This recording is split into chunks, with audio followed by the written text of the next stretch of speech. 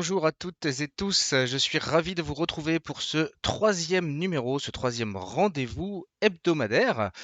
Euh, Ça fait plaisir de vous retrouver avec un petit peu de verre.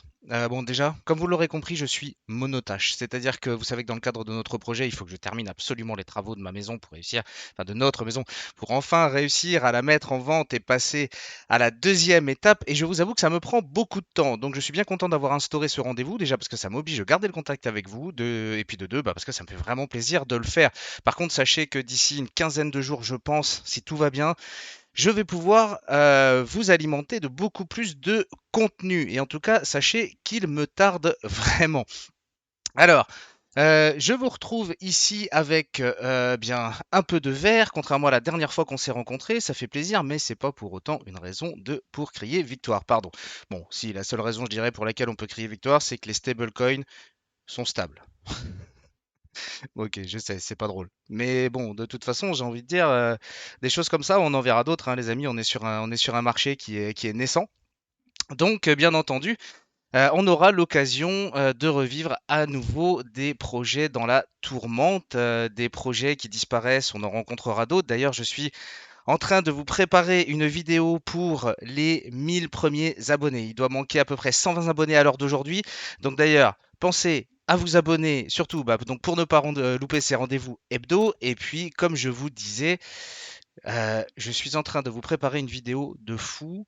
Même moi, j'en reviens pas. Donc, enfin, j'espère en tout cas que ce qu'on pourra partager lors de cet échange va vous apporter énormément de choses à vous comme à moi. Pour être totalement honnête, je vous en parlerai plus quand ce sera le moment. Il manque 120 abonnés. Si ça monte, ça arrive. J'ai hâte d'y être en plus. Bref, donc, on va commencer par jeter un petit coup d'œil sur le BTC. Donc, comme je vous disais, on a un petit peu de vert, mais pas de quoi crier victoire non plus. Ici, clairement, donc on a enfoncé le niveau des 30 000, hein, le niveau symbolique, on va dire, des 30 000, 29 000 qu'il fallait pas enfoncer. On les a enfoncés, et pour l'instant, comme je vous disais dans ma dernière vidéo, pour l'instant, on est sur des réactions techniques. C'était évident qu'ici on aurait ces petites poussées pour tenter une réintégration rapide. On a tenté le truc, on replie. Pour l'instant, clairement, on est sur un pullback après une cassure de support. Bon, on va essayer de voir le verre à moitié plein quand même. Les indices américains se reprennent également, ça tient. On peut même comparer finalement donc bien la tenue du Bitcoin au Nasdaq, hein, bien sûr, aux valeurs technologiques toujours. Et c'est vrai que bah, honnêtement, on tient aussi bien sur les cryptos. Donc voyons le verre à moitié plein, on est pas mal.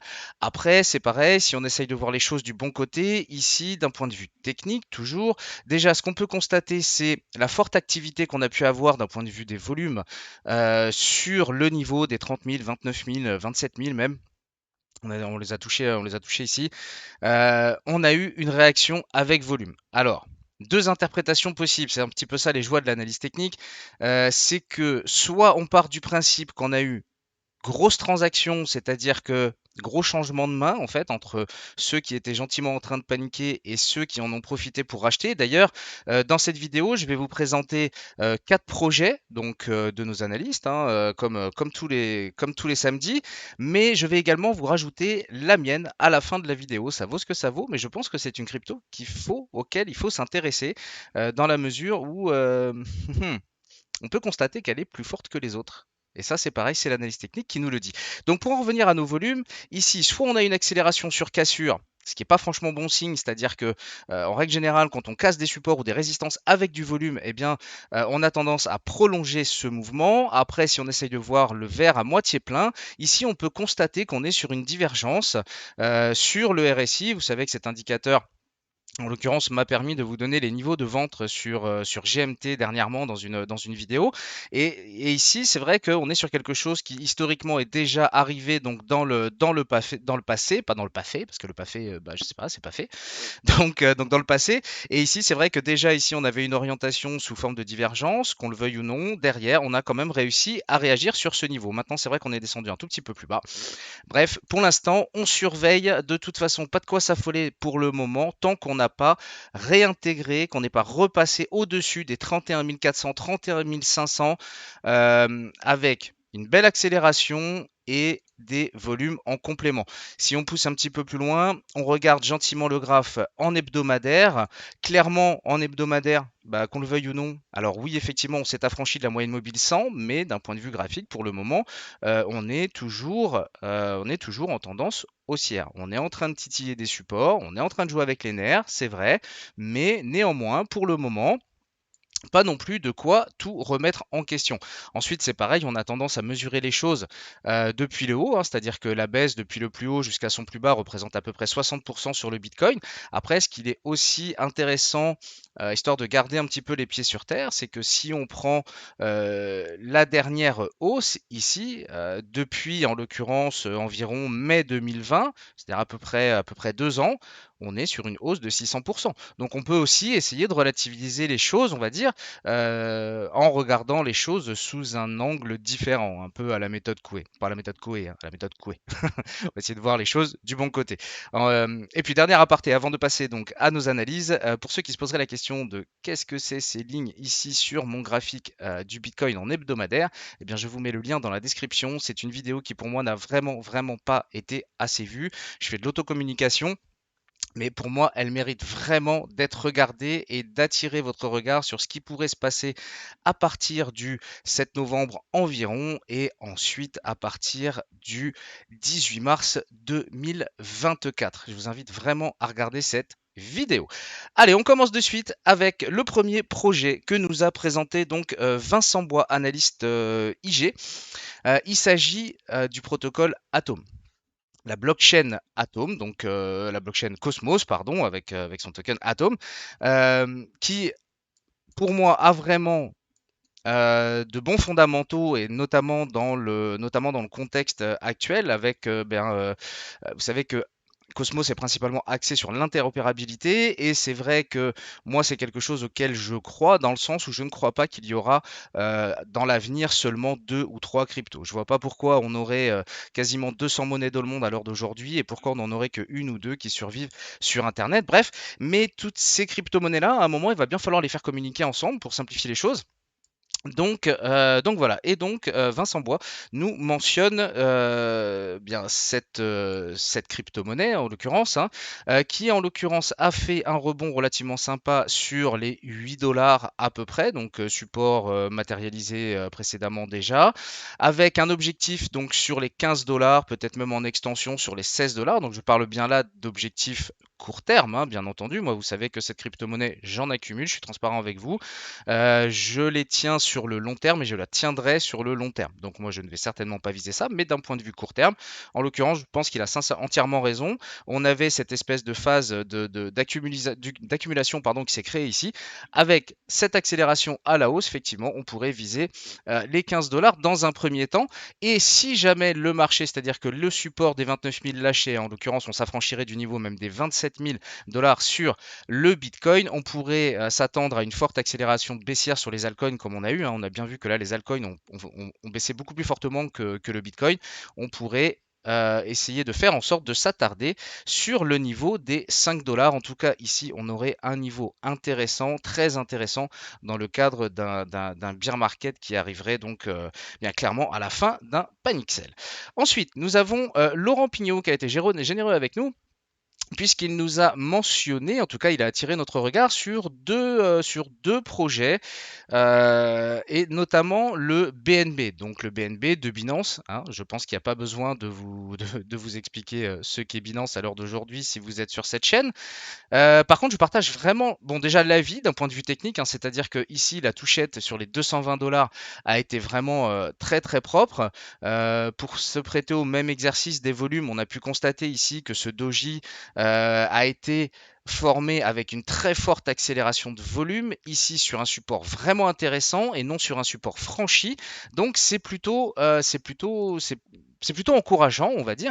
Et en plus, j'ai quand même, si vous voulez, ce regard, comme je vous disais, hein, il y a des cryptos, faut pas se leurrer, hein, il y en a qui disparaîtront, il y en a qui apparaîtront pour les années à venir. De toute façon, j'ai envie de dire, quel que soit le contexte environnant, le principe de base, le concept et la technologie blockchain, hein, bien entendu, sur laquelle s'appuient toutes nos crypto-monnaies, n'est en rien remis en question. Ça, c'est pas un problème. Néanmoins, il y en a qui vont apparaître, il y en a qui vont disparaître, et ainsi de suite. Par contre, Binance, entre les actus qui vont bien, d'accord, on vient de récupérer le PSAN donc avec l'AMF en France et ainsi de suite. Ils sont en train de faire les mêmes demandes en Allemagne. Enfin bref, ils ont quand même le pied dedans. Et l'avantage avec eux, avec le BNB en l'occurrence, c'est que bon, de une, il a forcément déjà énormément d'utilité hein, en tant que crypto, puisque il permet l'accès au Launchpad et à une quantité de produits différents relativement intéressants. Et là, on est quand même sur un projet qui, en l'occurrence, risque de ne pas disparaître demain, hein. On parle quand même du plus gros exchange centralisé, certes, en crypto-monnaie, mais avec l'avènement, que ce soit de MiCA, des régulations dans le monde d'une manière générale, de toute façon, il va bien falloir y couper. Il y a de fortes chances pour qu'on ait effectivement ce type de plateforme centralisée qui dure et qui perdure dans le temps. Donc, euh, très bon support, 280. Déjà choper un BNB à moins de 300, c'est déjà pas mal, hein, sachant qu'on a un ATH qui avoisinait les 700 dollars. On est pas mal. Sincèrement, pareil, je rejoins totalement son analyse. Alors pareil, sur le même objectif, court terme en tout cas, retour sur les 350 dollars et ensuite il faudra s'affranchir du niveau des 350 dollars pour amorcer, ou en tout cas pouvoir dire qu'on amorce à nouveau une tendance haussière. Ensuite, il nous mentionne également le Solana. Alors forcément, hein, Solana, donc bien blockchain principalement axé sur le déploiement des applications décentralisées. Euh, Ici, clairement, si on croit au projet, on a des niveaux qui sont absolument fous, hein. C'est-à-dire que là, on est revenu sur les plus hauts de 2021, de mai 2021, donc d'il y a un an. C'est-à-dire que investir maintenant dans les crypto-monnaies, clairement, si vous étiez un holder qui avait loupé la hausse, ou pas loupé, mais en tout cas qui n'avait pas pris de bénéfices parce que vous croyez encore plus au projet que ça, tout du moins en Solana en tant que Ethereum killer potentiellement, on se retrouve ici avec des niveaux de prix intéressants, avec potentiellement pareil, toujours sur une grosse accélération baissière sur un panic sell, un support situé à 20 dollars qu'il faudrait sérieusement surveiller de près. D'ailleurs, dès que je vais donc avoir un tout petit peu plus de temps, comme je vous le disais en intro, forcément, j'ai plein d'idées de vidéos en tête, notamment de projets à vous présenter et ainsi de suite, comme le dernier que je vais vous présenter d'ailleurs. Euh, mais après, j'ai aussi d'autres vidéos que j'ai l'intention de faire justement sur l'analyse technique, sur comment essayer de timer justement ces reprises de position, ces inversions de tendance et ainsi de suite, comme je vous l'ai montré sur GMT. Alors, je vous parle de ça là parce que j'ai fait une vidéo récemment dessus. Comment essayer de capter justement comment d'un point de vue technique, ici en l'occurrence on a un exemple parfait sous les yeux, comment détecter d'un point de vue technique ici que eh bien on va pas forcément s'effondrer, mais en tout cas, on commence à avoir un potentiel risque d'inversion de tendance qui a été le cas ici. Bref, il y a plusieurs figures chartistes qui existent et je rentrerai plus en profondeur là-dessus. Néanmoins, pour en venir à notre Solana, le niveau des 41 dollars, 45 dollars, ici, on a quelque chose qui tient forcément la route dans le cadre d'une reprise de tendance de fond du marché en général, hein. Pour l'instant, a priori, pas de raison pour qu'on reparte sans les flux généralisés de tout ce qu'on pourrait retrouver sur le Bitcoin. Donc voilà, néanmoins, pour l'instant, c'est pareil, on tient bien. Objectif court terme, 75-76 dollars. Et il faudra à plus long terme, on va dire, à moyen terme, repasser au-dessus des 80 dollars en clôture pour commencer à revoir les choses beaucoup plus positives sur le Solana. Néanmoins, on a un projet solide, on a des fondamentaux qui tiennent la route, on a des objectifs qui sont sympas sur le long terme. Si on n'en a pas, niveau très intéressant.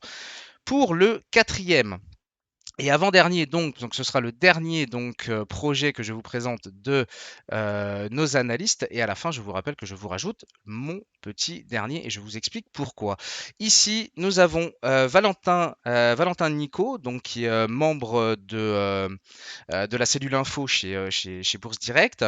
Et lui, en l'occurrence, il nous parle de la blockchain Avalanche. À garder sous les yeux, la blockchain Avalanche, hein, donc qui se veut être la blockchain finalement la plus rapide, puisqu'on parle quand même de 4500 transactions secondes, hein. Vous savez que c'est notamment ce qui pêche bien chez Bitcoin et bien entendu également chez d'autres. Et c'est vrai que il va nous falloir une certaine scalabilité pour pouvoir étendre et pouvoir permettre à un grand public beaucoup plus généralisé de pouvoir créer beaucoup plus d'échanges à un instant T. Et c'est vrai que bien cette blockchain axée dessus, forcément, Elle a des points positifs. Maintenant, on sait qu'avec la fragilité qu'il y a eu dernièrement sur les stablecoins, le stablecoin, en l'occurrence AVAX, a également été fragilisé. C'est aussi, je pense, qui a permis cette grosse accélération baissière. Néanmoins, derrière, pas de quoi tout remettre le projet en question. Donc, sur le niveau des 23 dollars ici, hop, je vais vous le zoomer un petit poil. OK. Le niveau des 23 dollars, on a très bien réagi. D'un point de vue volume, c'est comme partout, on a des volumes en réaction sur support. Pour l'instant, on ne fait que parler de rebond technique. Ici, on est remonté effectivement jusqu'au précédent support donc, qui avait cédé, qui est donc mécaniquement devenu résistance. Il faudra donc s'en affranchir sur le moyen terme pour à nouveau enclencher une tendance haussière. Donc ce support également donc, à surveiller. Et derrière, toujours dans le même concept, ici, un AVAX à 10 dollars serait potentiellement un niveau à ne vraiment pas louper si on était face à une baisse généralisée des cryptos, comme je vous l'ai déjà mentionné sur toutes. Alors, la mienne, la petite dernière, qui n'engage que moi parce que je ne suis pas conseiller en investissement. Vous le savez, je ne suis personne, hein, littéralement. Je ne fais que gérer un portefeuille dans le cadre d'un projet de malade et je le mets au grand public si des fois ça peut aider les gens, tout du moins, soit à découvrir et à démocratiser le monde de la crypto-monnaie, bien, soit effectivement à s'ouvrir à des choses que vous connaissez peut-être potentiellement pas. Ce que je vais vous mettre sous les yeux, c'est le cours du TRX. Le TRX, c'est la blockchain Tron. Et je pense qu'en un coup d'œil, vous avez compris à quoi je veux en venir. C'est-à-dire que quand on a 98% de toutes les crypto-monnaies qui ont à peu près le même cours, c'est-à-dire des cours qui sont sous cette forme-là, d'accord, qui sont baissières. On n'arrive pas à repasser au-dessus des supports. Clairement, voilà, on regarde ici. Ça, c'est à peu près la position d'un point de vue prix de l'ensemble du marché des crypto-monnaies. La blockchain Tron, elle, alors, elle fait plus que tenir les niveaux, elle a même amorcé une tendance haussière. C'est-à-dire qu'ici, on est venu faire un plus haut que le précédent. On fait un plus bas qui est plus haut que le précédent. On est à nouveau venu faire un plus haut que le précédent. Et ici, on fait de nouveau des points bas plus hauts que les précédents. La suite logique, c'est ça. C'est vraiment intéressant, en fait, si vous voulez, dans un marché tel qu'il est aujourd'hui. Et d'ailleurs, je vous invite à faire cet exercice sur les crypto-monnaies ou sur les projets que vous suivez, sur les projets que vous aimez, quels qu'ils soient, et de voir un petit peu, de constater quelles sont les réactions d'un point de vue technique, comment se tient le prix dans un marché aussi difficile que en ce moment. La blockchain Tron, c'est un projet auquel je crois et bien entendu, c'est un projet sur lequel je ferai une vidéo qui permettra de rentrer plus en profondeur dessus parce qu'il y a tellement de choses à dire. En plus, pour les créateurs de contenu, en l'occurrence comme moi, eh bien c'est vrai que c'est une blockchain qu'on garde sous les yeux puisqu'elle s'axe principalement justement sur eh bien, le développement, on va dire, de l'information et des médias d'une manière générale. Et c'est vrai qu'on pourrait voir à l'avenir venir finalement cette blockchain supporter un petit peu d'autres moyens de diffusion, d'autres processus qui permettent de rentabiliser du contenu.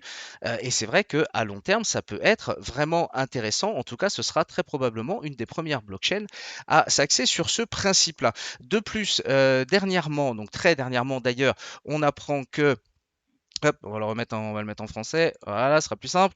Que le protocole, donc la blockchain en fait Tron, enfin dans le cadre de la blockchain Tron, le DAO en tout cas rachète des millions de TRX. Ici, je crois de mémoire qu'on parle de 38 millions, je ne sais plus. Voilà, on parle de 38 millions de dollars qui ont été rachetés en Tron, donc par Tron DAO, justement pour protéger l'USDD. Et on voit bien que donc son stablecoin qui est tout frais, hein. Le stablecoin de Tron, je crois que de mémoire, il est sorti le 5 mai hein, de mémoire. Je pense pas faire d'erreur. Et c'est vraiment intéressant justement de voir que de suite on a eu bien forcément toujours dans le cadre de ce projet Luna donc Terra avec son stablecoin UST donc qui a failli et bien de voir qu'ici à contrario bien déjà de une le stablecoin n'a pas cédé, au contraire il a même très bien tenu et on continue justement de faire en sorte d'accumuler de leur côté en l'occurrence des troncs, des bitcoins et des Tether, d'accord, mais justement ce qui est intéressant là-dessus c'est que ils accumulent du tronc également. Et l'idée, en fait, eux, quand ils accumulent ici, c'est de pouvoir couvrir finalement, bien justement, de pouvoir se protéger de ventes paniques. Et donc, on sait qu'ici, quand ils accumulent ces fameux TRX, c'est pas pour une opération de scalping, c'est pas pour une opération de day trading, c'est vraiment pour se dire, on le garde à long terme, in case of, au cas où. Donc, ce qui est sympa ici, c'est que oui, effectivement, on a des volumes d'achat qui sont présents, qui sont très bien manifestés graphiquement sur le prix, mais c'est pas pour les revendre demain. D'accord? Ils sont vraiment là en sécurité. Et ça, c'est vrai que c'est quand même intéressant. Donc, d'un point de vue technique, de constater ça dans un moment où toutes les cryptos, ou 90, 95, 98% des cryptos sont vraiment en train de se faire très mal, eh bien, ici, on a une blockchain qui tient la route. Donc, je vous laisse imaginer si on avait une reprise de tendance, une accélération du marché en général. Je vous laisse imaginer la puissance qu'il pourrait y avoir ici sur TRX dans un marché qui finalement est déjà réorienté à la hausse. J'ai rien à ajouter. Si vous avez kiffé la vidéo, bien entendu, likez. Pensez à vous abonner pour ne pas louper bien les prochaines diffusions, les prochains samedi hebdo. Et puis, bien entendu, je vous dis à très bientôt. Je vous souhaite un excellent week-end, une excellente semaine en fonction de quand est-ce que vous regardez cette vidéo. Et je vous rappelle qu'il me tarde de vous retrouver, sincèrement, pour beaucoup plus de contenu. Et d'ailleurs, pour ceux que ça intéresse, je ferai, quand j'aurai terminé, une petite visite de la maison pour vous montrer pourquoi, en fait, je suis un petit peu perfectionniste sur les bords et j'avoue que forcément tout prend un petit peu plus de temps que prévu, mais on va y arriver, on tient bon. Je vous souhaite bon courage malgré tout dans ce moment toujours un peu compliqué à traverser, mais je vous invite bien entendu à toujours voir le verre à moitié plein. C'est pas toujours facile, même moi c'est compliqué, vous l'avez vu dans la dernière vidéo, mais on va y arriver. On réfléchit long terme et ça va très bien se passer.